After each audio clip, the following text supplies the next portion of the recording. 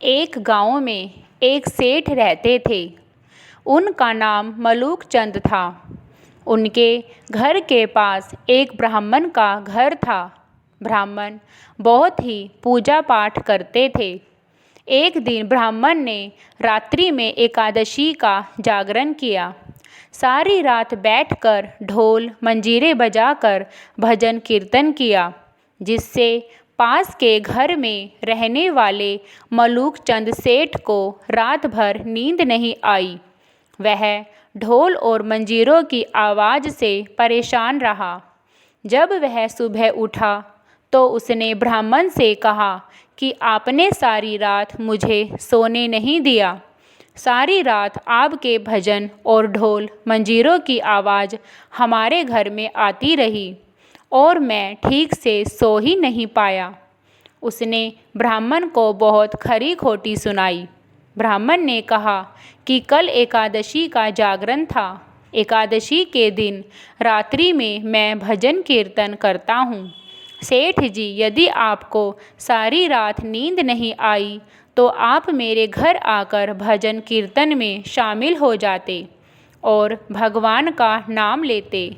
मलूक चंद सेठ बोले कि अगर इंसान रात्रि को ठीक से सोएगा नहीं तो वह सुबह उठकर कैसे काम करेगा, और काम पर नहीं जाएगा तो अपने परिवार को क्या खिलाएगा।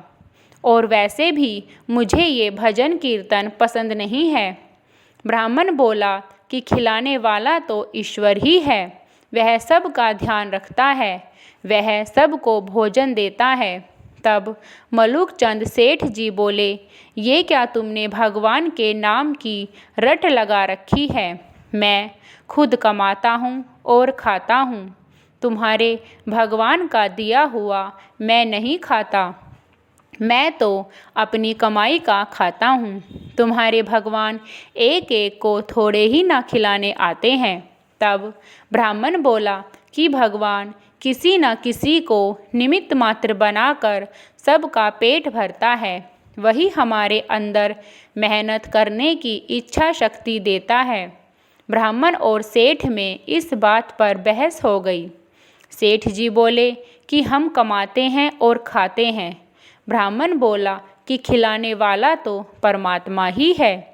इस बात की बहस होते होते दोनों के बीच एक शर्त लग गई।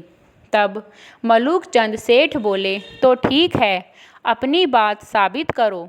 मैं कल दिन में पूरा दिन भूखा रहूँगा, खुद से खाना नहीं खाऊँगा। देखते हैं तुम्हारा भगवान मुझे कैसे खिलाएगा। और अगर मैं जीत गया तो तुम्हें सदा के लिए यह भजन कीर्तन छोड़ना होगा। ब्राह्मण को अपने भगवान पर पूरा विश्वास था। उन्होंने कहा, ठीक है, मुझे तुम्हारी शर्त मंजूर है। अगली सुबह सेठ ने कुछ नहीं खाया और सोचा कि यदि घर में रहूँगा तो कहीं परिवारजन जिद करके खिला ना दे, इसलिए मैं जंगल में चला जाता हूँ। सेठ जी एक जंगल में जाकर एक वृक्ष के ऊपर चढ़कर बैठ गए और बोले कि देखते हैं अब यहाँ पर आकर मुझे कौन खिलाता है।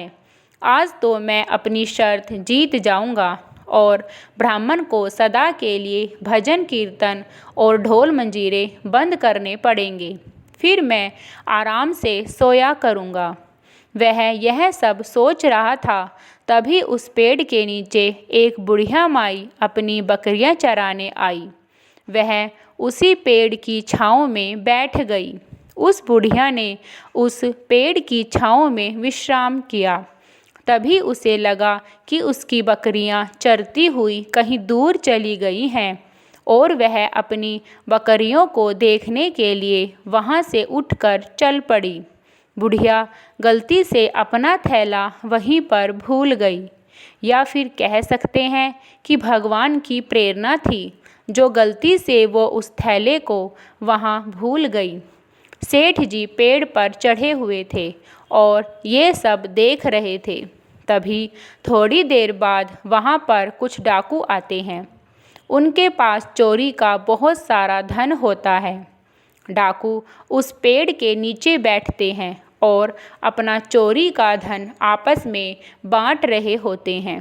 तभी उनकी नज़र उस पास पड़े हुए थैले पर पड़ती है, तो उनमें से एक डाकू कहता है कि सरदार देखो, यहाँ पर एक थैला पड़ा हुआ है, इसे खोल कर देखते हैं। उसमें एक कपड़े में 3-4 रोटियां बंधी हुई थी। डाकू बोलता है कि सरदार, कोई लगता है अपना भोजन यहीं भूल गया है, हमें भूख भी लगी हुई है, चलो भोजन करते हैं। तब सरदार बोलता है कि नहीं नहीं, भला इतने घने जंगल में कोई अपना भोजन क्यों भूलेगा, लगता है हमें पकड़वाने के लिए किसी ने चाल चली है। देखो, कोई यहाँ आसपास तो नहीं है, हो सकता है इन रोटियों में किसी ने जहर मिला रखा हो, कोई हमें मारना चाहता हो। तो वे सब इधर उधर देखने लगते हैं। अचानक एक डाकू की नज़र पेड़ पर चढ़े हुए सेठ पर पड़ती है। डाकू सेठ को नीचे उतरने के लिए कहते हैं। सेठ नीचे उतरने से मना कर देता है कि नहीं, मैं तो आज यहीं पर बैठा रहूँगा।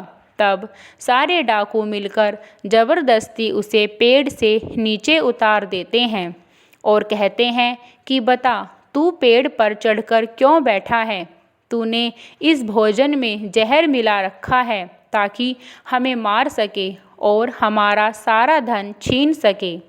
सेठ जी कहते हैं कि नहीं नहीं, मैंने यह भोजन नहीं रखा, यहाँ तो एक बुढ़िया आई थी और वही अपना थैला यहाँ गलती से भूल गई है।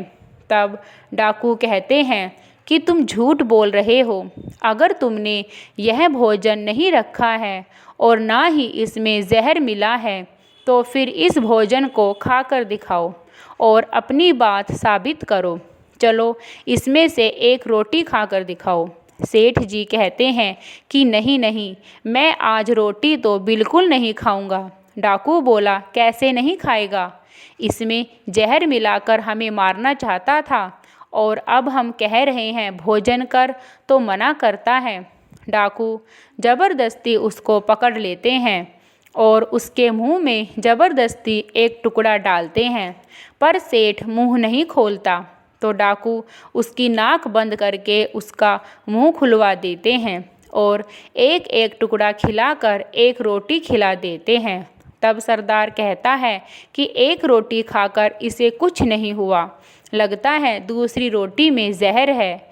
इस तरह करके उसे दूसरी रोटी भी खिला देते हैं और फिर इस प्रकार तीसरी रोटी और चौथी रोटी, चारों रोटियां उस सेठ को ज़बरदस्ती खिला देते हैं। सेठ जी मन ही मन सोचते हैं कि मान गए भगवान, तेरी लीला को मान गए। जब कोई नहीं खाता तो उसे ज़बरदस्ती मार मार कर भी खिलाता है। मलूक चंद सेठ सोचते हैं कि चाहे तू डाकू के रूप में आकर खिला, चाहे भक्तों के रूप में, खिलाने वाला तो तू ही है। डाकू उसे छोड़ देते हैं।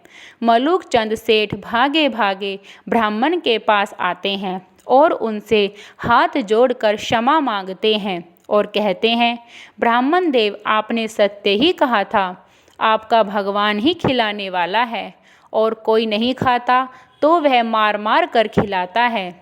मलूक चंद सेठ का जीवन पूरी तरह बदल चुका था।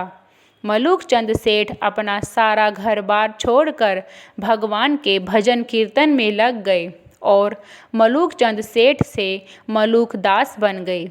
संत मलूक दास जी का एक दोहा बहुत ही प्रसिद्ध है। अजगर करे न चाकरी, पंछी करे न काम, दास मलूका कह गए सबके दाता राम। ऐसी और रोचक कथाओं को सुनने और पढ़ने के लिए मेरी वीडियो को लाइक और चैनल को सब्सक्राइब ज़रूर करें। धन्यवाद।